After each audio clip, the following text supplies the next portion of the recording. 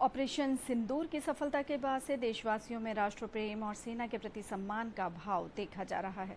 खंडवा जिले के पूर्व हवलदार मेजर रामजी कनाडे ने 1971 के भारत पाक युद्ध में 606 EME बटालियन में सिपाही के रूप में सेवा दी थी। युद्ध के दौरान उन्होंने 14 दिन तक बॉर्डर पर कठिन परिस्थितियों में डटे रहकर देश की रक्षा की। उन्होंने बताया कि उस समय न भोजन समय पर मिलता था और न ही पर्याप्त पानी, लेकिन देशभक्ति का जज्बा कभी कमजोर नहीं हुआ।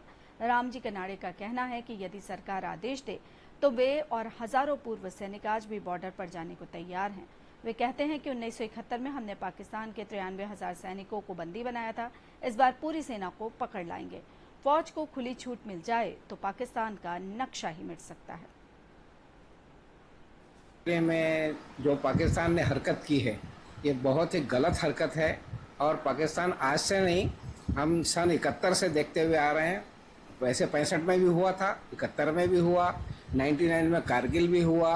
उसके बाद में बहुत सारे और भी 2-3 अटैक्स उन लोगों ने, आतंकवादियों ने किए थे, जिसको भारत की एक प्रथा रही है कि भारत जो है हमेशा क्षमा करते रहता है। क्षमा बड़न को चाहिए, छोटन के अपराध, वो वाली नीति के ऊपर भारत चलता रहा। लेकिन आज समय ऐसा आ चुका है कि हमारी किसी भी एक चीज़ की मादा होती है, एक बर्दाश्त करने की हद होती है। और हमारे माननीय प्रधानमंत्री जी है, जिनका ये रुख रहा कि हम जो है हमारी माँ बहनों के जो सिंदूर का बदला है उसको हम अवश्य लेंगे। और उन्होंने केवल आतंकवाद के ऊपर हमला किया, पाकिस्तान के ऊपर हमला नहीं किया। और आज जो सिंदूर है वो केवल स्थगित किया गया है, ना कि उसको हमने ख़त्म किया है। ज़रूरत पड़ने पे अब दोबारा अगर पाकिस्तान ने, क्योंकि प्रधानमंत्री जी ने बोला हुआ है कि अब दोबारा आतंकी अटैक होता है तो वो अटैक ऑफ वार माना जाएगा। इसलिए अगर दोबारा पाकिस्तान ऐसे हरकत करता है तो अब हम पाकिस्तान को बिल्कुल नहीं छोड़ेंगे। जैसे 71 में हमने 93,000 आदमियों को जिंदा कैद करके लाए थे, उसके बाद जो तत्कालीन सरकार थी उन्होंने समझौता करके उनको छोड़ दिया। 65 में भी ऐसे ही हुआ। 99 कारगिल में जो है वो 85 दिन तक युद्ध चला, उसमें भी जो है यही हुआ।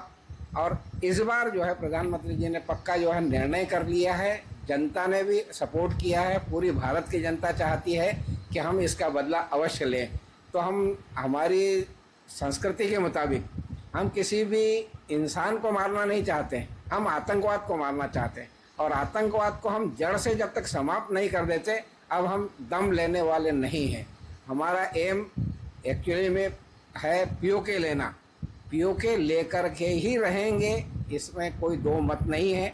बस थोड़ा सा उसके लिए समय चाहिए, और समय जैसे मिलेगा और समय जैसे आएगा, क्योंकि हर चीज़ का एक समय होता है, समय अनुसार कार्रवाई करनी पड़ती है। हमारे तीनों सेना के सेना अध्यक्ष, हमारे CDS, हमारे प्रधानमंत्री, हमारे रक्षा मंत्री, हमारे गृह मंत्री, सारे लोग जो है वो सक्षम है निर्णय लेने में। खास करके हमारे विदेश मंत्री, बहुत ही अच्छी उनकी विदेश नीति है।